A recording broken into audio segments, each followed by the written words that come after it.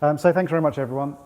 Yeah, so as the title kind of explains it, I'm quite a big advocate on defensive research and why it doesn't necessarily get the same level of respect in our industry as it maybe should, and I'm going to go into why. I do apologise in advance. Hopefully none of this is egg-sucking. Obligatory advert, we're massive, we're awesome, we're always looking for people. So firstly, offensive versus defence. You know, that's, I guess, what we're looking at here. So we have two sides of research. We have those that kind of break systems and then those that defend. And I was fortunate enough very early on in my career to be encouraged to do both. So I worked for a team that did offensive research, but then we did the defensive research to counteract that and then basically turn those into marketable products. So that's the kind of driver. If we look at kind of the ease of both sides of that equation, in actual fact, offensive research is relatively easy. You have a market which is driven to make products which is constrained by time, money, knowledge around security. They need to make their products usable. There's a metric ton of applications, frameworks that people can use, of which no one is an expert in. You have, as we saw with OpenSSL, kind of certain monocultures emerging around certain technologies. We have ridiculously short life cycles now on certain technologies, and all of these basically stop us being able to make secure products. And so that's why, you know, you only have to find one or a handful of bugs to be able to kind of basically destroy the security of it. So it's relatively easy. And I would argue that offensive research, while it's getting more complex, and especially with the more modern mitigations, it's not impossible by any stretch. On the other hand, you know, we have defensive research. And so why do we do it? So really the motivation for defensive research, unfortunately, it's not going to make you famous like offensive will, but we're trying to drive down kind of the costs of security generally. So we're trying to keep the bad people out. If that fails, and so what you'll see here, kind of the keep aggressors out, minimize impact, know what happened when it didn't. This is all kind of standard defense in depth stuff. But that's kind of why we're trying to do it. We're trying to improve our general awareness of the initial robustness of the product, but then awareness of when those things fail. So what we see, or what we have seen historically, is it's very hard outside of academia to do lots of forward-looking research in terms of real blue sky stuff because there's no appetite for it. So in factual fact, what we end up doing is something becomes a problem and we do the research to counteract that. And we've seen it with spam, we've seen it, and as you'll see, I'll go through some concrete examples. We're always very reactive.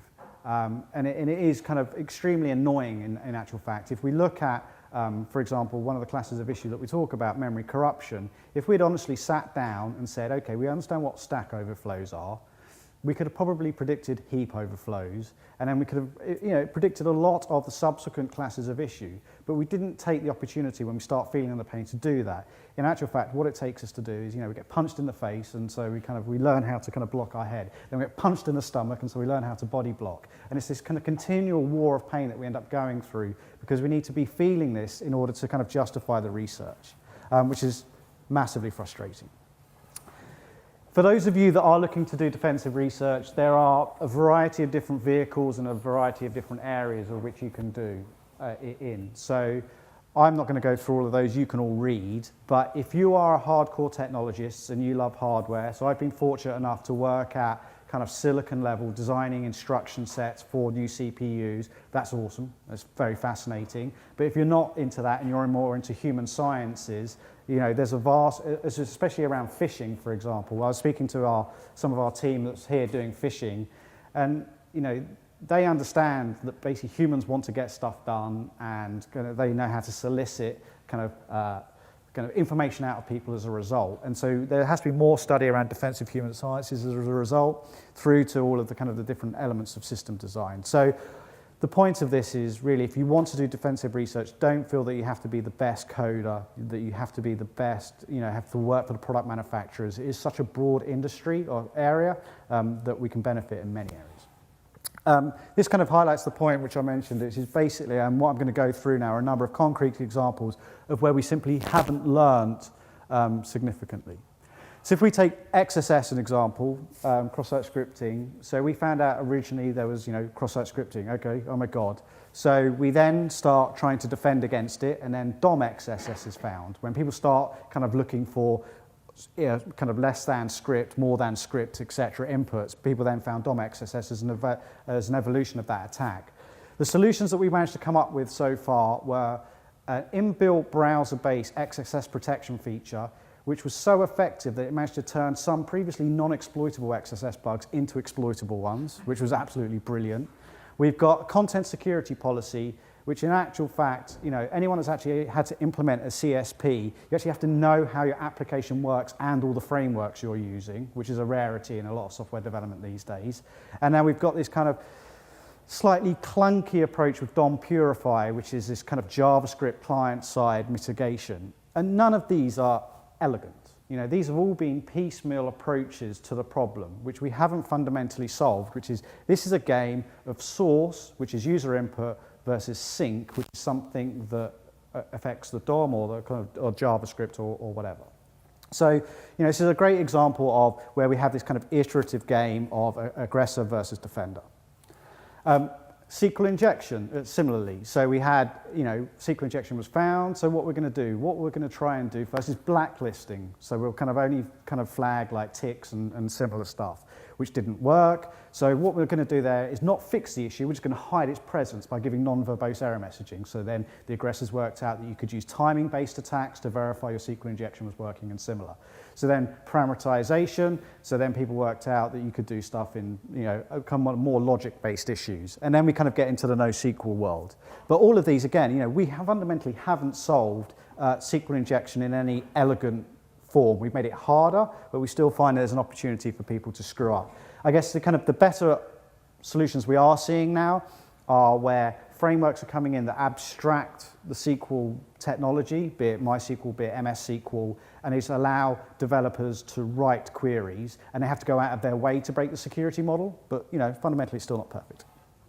Malicious code is a great example as well. Malicious codes arrive, we develop AV signatures. Attackers realize that, they develop packers, so they don't match the signatures. So AV companies develop unpackers, and then et cetera, et cetera. And you see this backwards and forwards. And so we're basically back down to the level now where we rely on binary reputation like modern semantic engines have for the last 6-7 years, use kind of reputational engines to work out if your machine is considered dirty, i.e. you're John Wares and you download all the wares and you keep getting infected when kind of new signature updates, they consider you a dirty user. So they just don't trust the binaries you download. So your reputation is poor within the herd. Whereas kind of my gran who only runs Word and only kind of buys her software and has never had an AV signature kind of fire on her machine, all of her binaries are generally considered clean, and so that ups the reputation of those. So we're now at the stage of where we use these reputational engines in AV. I can predict that the researchers, offensive researchers, are going to work out how to game those reputational systems. That's a logical step in the arms race, right? Anyway, basically this will continue and it will keep going and it will keep going. But again, we've not solved malicious code. Because even if we do all of this, as we keep seeing people want stuff for free or cheap, and so they'll get infected via that way, which is through social engineering. Memory corruption is one of those great car crashes, which is, we've known of memory corruption. I think it was in 1960 something or other was the first documented case of a Stack Overflow and the potential ramifications for arbitrary code execution. Yeah, well, that's not bad. We're at whatever ridiculous time after that, and we can see that what I've tried to list here are the areas that have been attacked and basically the subsequent kind of subversions to it. So we can see like Stack Overflows, we first went through, they went stack cookies. Okay, so people worked out that you didn't need to corrupt the stack cookie. What you could do is you could attack variables on the local stack. So they would then introduce variable reordering at a compiler level and then multi-stack and similar. All of these though have required the defender to go, you're causing me pain, I develop a mitigation, and then some smart arse to come out and then just kind of destroy it again. And rather than that being done proactively and collaboratively by an attacking-like mindset during the initial development. Similarly, what we've seen in kind of kernel and kind of other kind of mitigations as time has moved on, we can see that kind of sufficient mitigations have been developed. So we're now at the stage where return-orientated programming, exploitation technique, which is used to kind of subvert DEP and those types of technologies, the mitigations required there are call flow analysis and gadgetless code. Well, call flow analysis is very hard if you're using jittered environments like JavaScript, and gadgetless code ends up to kind of have a performance impact, both in terms of memory and execution speed. So we're now at a stage where we're having to make actually quite significant trade-offs to actually produce these mitigations, which means they can't be applied universally. So what I'm saying here is there is more research to be done. It is not solved by any stretch. Code review, so any of you that do code review, you would have started probably in the school of grepping for memcopy and dangerous functions, and then you go, oh, this is a bit crappy, and then you go and watch a talk like John Butler's, and you go, fucking hell, taint analysis, that's amazing. I can now kind of do kind of dodgy input to vulnerable code tracking. And then you start trying to wrap that up into an expensive product like Coverity and Fortify, and then you realize the false positives and the noise it produces creates nose-bleeding work for some poor sap to sit there and triage all of the issues. And so you throw that out and you go back to manual code review and a smart team of people, which doesn't scale. So again, code review is by no means solved. The more interesting one here is the very game stuff, so gamification. What they've done is they've come up with a way of taking code snippets and automatically generating puzzle games. And so basically you get people to play these games to provide you formal verification proofs. So you basically are using humans to solve these routes, and then basically you feed those into your proof models. And I think that's actually quite inspired. Thumbs up to Washington and then DARPA for funding it. But it's by no means a solved game. Sandboxing. So we realized, basically at this point, that we can't stop any of these being exploited and and causing us pain. So what we're going to do now is we're going to try and contain the impact. So we're going to develop these things called sandboxes, and I guess Chroot was one of the first earliest ghettoist versions of a sandbox. We're going to restrict where on the file system something can read and write from. Yep, naturally it failed. It took a bright, smart person to understand actually how operating systems work, to work out handle inheritance within processes, to be able to poke outside the Chroot jails. And so then they introduced them at many levels. So we have to do file system, networking, inter-process procedure calls, and similar. All of this, again, is not a fine art. Anyone that has tried to use things like App Armor or similar sandboxing tools in the real world, in a production environment, will tell you what the pain is in just terms of configuring it, and then no one will provide you support because you've sandboxed it. Again, not solved in an easy to workable manner. So then we go on to protective monitoring, which is the great snake oil of the 21st century. So what I'm going to do is I'm going to deploy IDS and IPS. And they've run into all manner of problems, from reconstructing complex network streams to the different OS behavior in terms of reconstructing packet fragments. So if you go back, so Tim Newsham and similar, go back to the old days where they looked at, 2000s, where they looked at how different OSs like the BSides versus Linux versus Windows all reconstruct out of order packets in different ways. And then you work out that as a network level protective monitoring, you need to implement all of those. So they released their paper, how to subvert every possible IDS there is on the planet. And then so IDS vendors have their pants around their ankles and they run around and they have to go and implement all of this new logic. Then we have all the encryption problems and then kind of the increasing network speeds, et cetera, et cetera. All of these answers had to come through research by someone, but it's still not solved. And then forensics. Forensics is an absolute pain in the arse now. The reality is that we had a forensics world where we did physical acquisition and then we went through all the data and we Columboed it, basically. The reality is now is that the data sizes are so vast we're having to do logical acquisition, which is we know or we suspect this went down, or we've got an inkling this is where we start. Let's now find positive proof of that within the vast quantity of data that we've got, or we're interested in only an email or something similar. We've had to introduce memory forensics because, again, Greg was talking about anti-forensics and not touching disk in 2000, 2001. What happened? People started actually using non-disk touching forensics techniques in terms of their payloads. So we now have to introduce, and actually understand how to use volatility and those types of things and do in-process memory reconstruction from dumped RAM. We have to worry about kind of structured and unstructured data analysis and correlation. So Palantir, I guess, is one of the leaders in this space.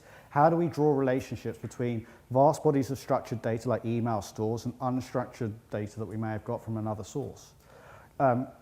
So expert systems and inference engines, there's a number of pieces of research around this in terms of identifying certain attack patterns and or file fragments in disk images. But it's a fancy way of saying AI, but it's not particularly AI. But again, not solved, and it's going to get far, far worse. And it all needs answers. Honeypots, we've all seen the value in honeypots in terms of in terms of kind of threat intel, but the reality is now we have, yes, some people scanning the internet and popping your web server, but in a more client-orientated world where potentially mobile devices are being targeted, how do we emulate and build mobile and similar kind of client-side driven honeypots? So again, in a semantic world, which is where my experience came from in some of this, we had honey monkeys that visited websites and kind of tried to get infected, and that was all very good and was highly instrumented. But the reality is that instrumentation is increasingly difficult on mobile devices, especially if there are no jailbreaks available and similar. So, we have a lot of problems ahead of us. So do we go down the emulation route so we can actually kind of build real iOS firmware in kind of QEMU or similar platforms to be able to simulate those mobile devices? But we have, a number of problems which we don't have the answers to again. Hot patching. So we had a desire, or there was people who used to kind of trounce Windows and probably still do, that you had to reboot to install all the security updates. So Microsoft Respond, they're going to introduce this ability to do hot patching, which they didn't do in a lot of cases, but they provided it in certain instances. And the way they solved it was they put basically a 2-byte NOP at the beginning of key functions, which would allow them to inject code and hook the call flow. But then we've now got two opposing needs. So we've got call flow analysis, which is our ROP mitigation, and we've got a conscious way to hijack call flow to be able to do hot patching. So we have a real challenge here in terms of competing security defenses. DRM, DRM is a zero-sum game ultimately, right? So you have, firstly, they have software-based DRM. People produce cracks. Then, so smart vendors realized, well, there are some motivated people in poorer countries that like cracking software, so we're going to release geographic-specific DRM. So if they crack it for their locality, it's not a break once, use everywhere model. They have to kind of collect copies from all the regions and crack it in all the instances, which is good. So there were cracks, but they were constrained, or they were enterprising and driven. They did it in all regions anyway. So they then come up with kind of hardware-based or supported DRM, and I guess that's what we see more now.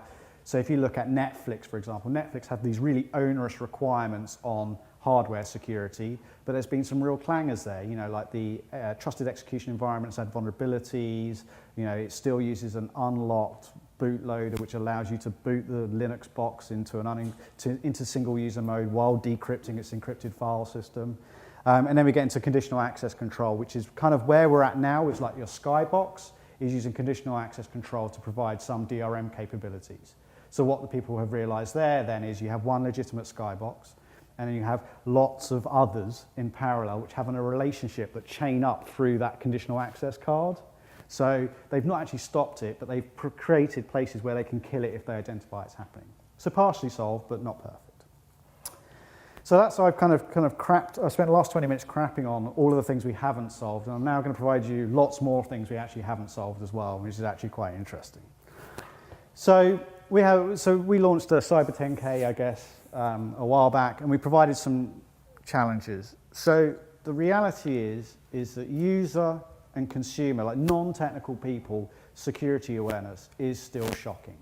I get questioned, the parent question, should I do this? Should I do that? Why is this computer asking me to make a security decision from its antivirus and similar? Asking those types of questions of my parents is guaranteed to fail, especially if you keep bombarding them. So how do we have not solved how to raise or to kind of bring awareness more generally to a lot of our problems. We have an entire generation, arguably, that's used to clicking through SSL dialog box errors because they're used to seeing that so many times internally. And yet we say, you shouldn't do that. Well, the reality is, I would challenge all of you to say when you haven't clicked through one of those most recently to do your job. So we can't actually have any trust in SSL. Everyone wants, tech city, and everyone wants to be a kind of a dot-com millionaire again. No one seems to remember the last bubble, but anyway, so everyone's starting a startup again.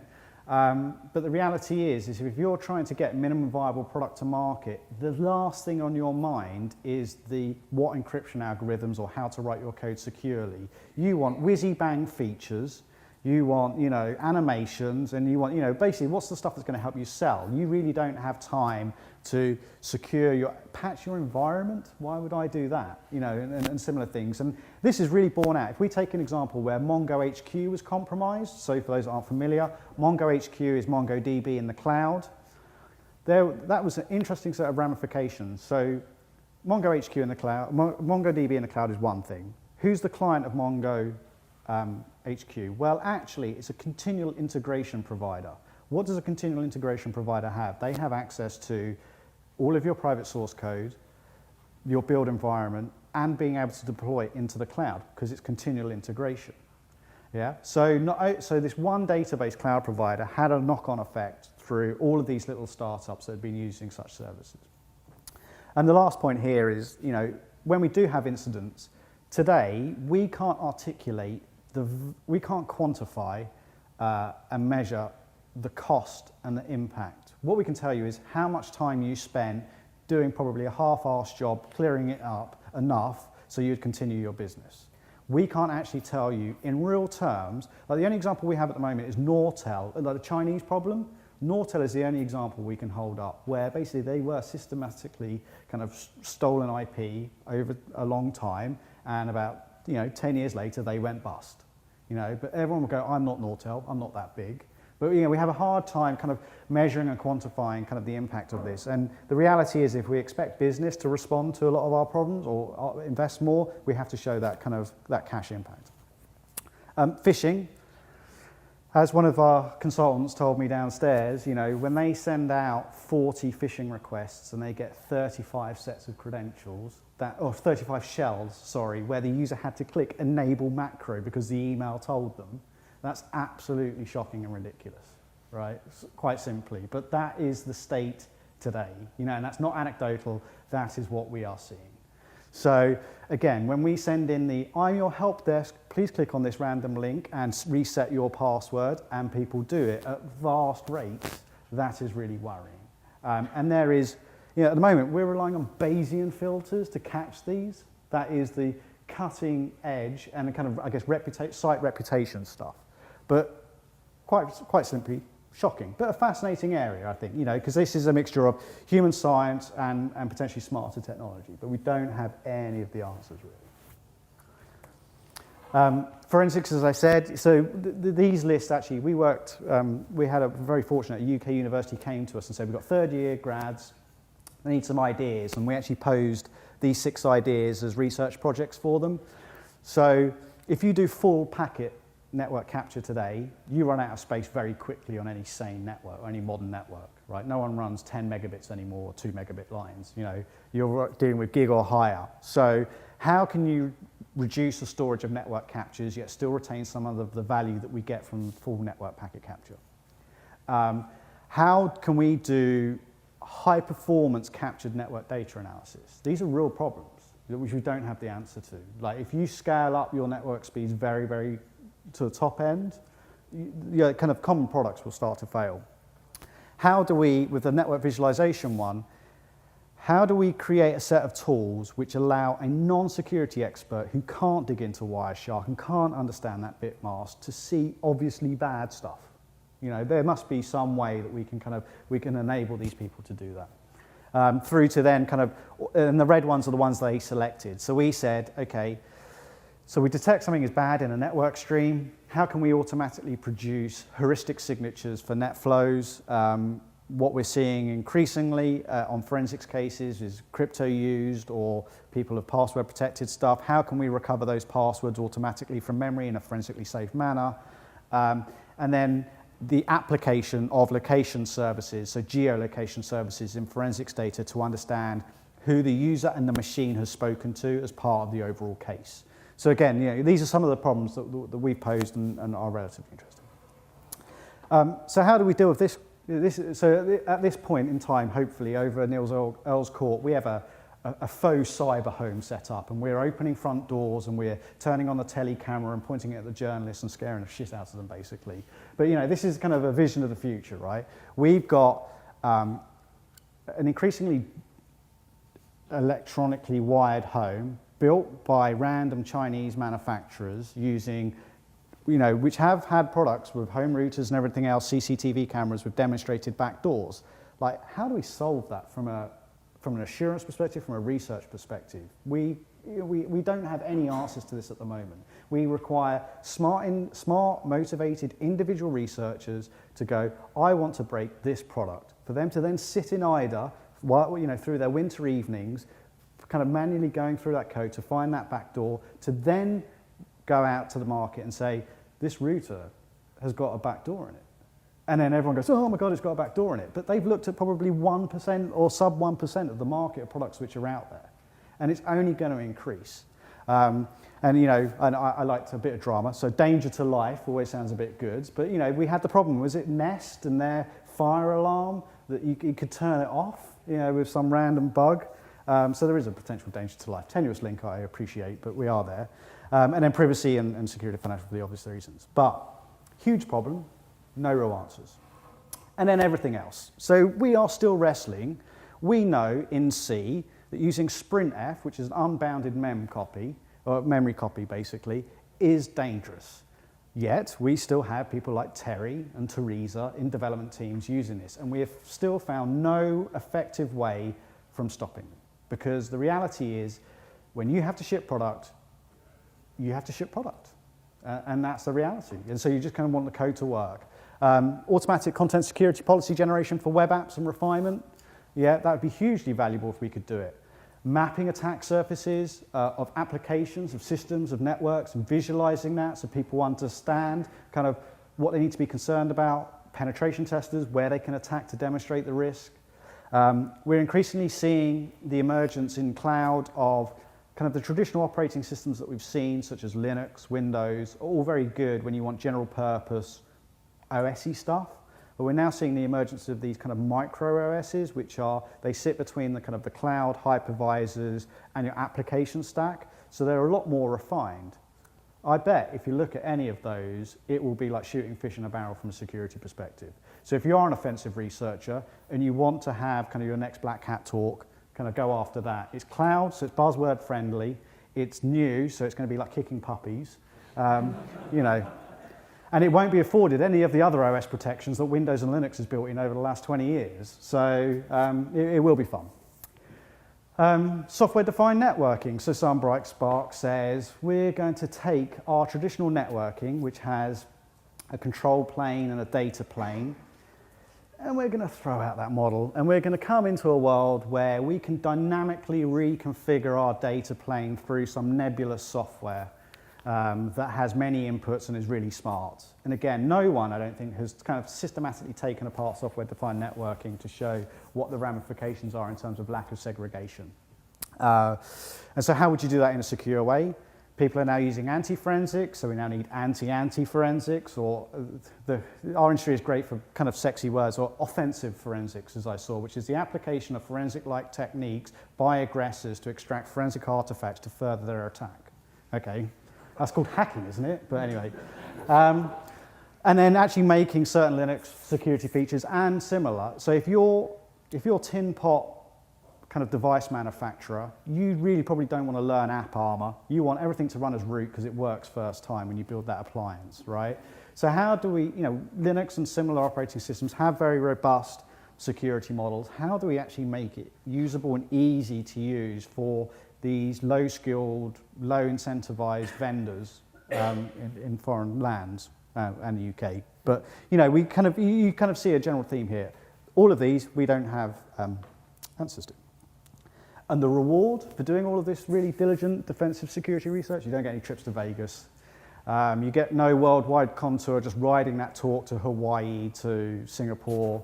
People will probably complain when it doesn't work because they've not actually read the documentation you diligently provided. The BBC won't cover it because who likes good news, Jim saved us from a potential threat again. It doesn't quite have the same headline. But you may get 200 grand from Microsoft if you can kind of show it on Windows. But unfortunately, that is really the appreciation that we've got. So on a happier note, I think personally defensive research is one of the most rewarding areas, in so much as I can see my defensive research has existed in product for far longer and had a far wider impact than that one bug I found in that one bullshit product, in that piece of code that died. I can find a bug any day and it will be closed when the vendor fixes it. But the remediation or the mitigation or the design principle that came up that lasted for 10 years, that's pretty rad. And I personally enjoy that. I don't think you have to be an academic. I struggle with academics quite a lot because I don't think they have a grasp on the real world because they have someone else's money to spend, whereas we're kind of a bit more attuned to the real kind of pressures of life. And you don't have to set out to solve world hunger. Like if you set out and go, I don't know, I'm going to solve some unrealistic goal, well, go big or go home, awesome. But, I think you can start small and iteratively grow. And I think really the trick is, we see lots of smart ideas, but unless you get traction and actually them used and deployed and people behind you, they're just smart ideas, right? And so the reality is to kind of start grassroots and kind of build them in and, submit patches to open source products and kind of badger people and lobby and similar. So here's a great example. So I have a lot of respect for the PAX team. So for those that aren't familiar, PAX is basically a lot of exploit mitigation stuff which was built into Linux over the years. And 6 years ago, they came up with UDRF code, and then Intel ended up implementing it in Silicon, which I think is pretty rad. It's the same technology that they developed as an open source patch to Linux to stop kind of exploitation from kernel to user land to executing code in user land from kernel, and then kind of Intel come along and implement in Silicon. And if that's not a validation that you at home, Team PAX is, depending on your belief, is either one really smart Hungarian or two really smart Hungarians. But it's not much more than that. And if someone can do that 6 years before Intel realized they should be doing it, I think that's pretty smart. So if you like this, Manchester BSides is coming. And this is the final thought, really, is at the moment we focus on, at least defensively generally, trying to stop all the vulnerabilities. That's our strategy. That's not going to work. I think phishing has shown us that, right? We can solve technology problems. We can create systems so secure they're not usable. We're successful at all of this. The reality is that we need to be designing, constructing, researching systems that are just far better with coping with successful compromise, limiting the impact when that happens, and being able to kind of provably clean up afterwards. And unless we do that, the pain is going to continue because that is the fundamental problem. You will not stop people getting it. Yeah, and I think that is on that note. Oh yeah, here's it. Here's the reality as well. Final bit. You should all fail if you do this. Expect to fail. Failure is good. Otherwise, it's not research. We know the answers. So I try internally at NCC sometimes to show how I fail. Because it's educational, it's fun, and I think it's okay to. But those that set out to kind of knock their research out of the park, that's why you go on offensive, because it's easy, because you'll get root in the end. It's just kind of finding the right bug, finding the right piece of software. If you set out on some of the defensive streams, it may not come to anything, it may not be workable. You may be 10 years ahead of the time when it's ready, but it's fun. So on that, this is a conference that will never exist. But we can have a dream. I don't think that defensive research will ever have a Black Hat or a SciScan or ShakaCon in Hawaii or anything else like that. But this is it. Yes, yeah. But we may have a defend to spend competition to fight pwn to own and things like that. But the reality is that it is underappreciated, but it is extremely valuable. And so I hope that we do more of it as an industry and just kind of be the silent success almost. So on that, I'm quite happy to take any questions. I'm not sure there will be any comments, etc.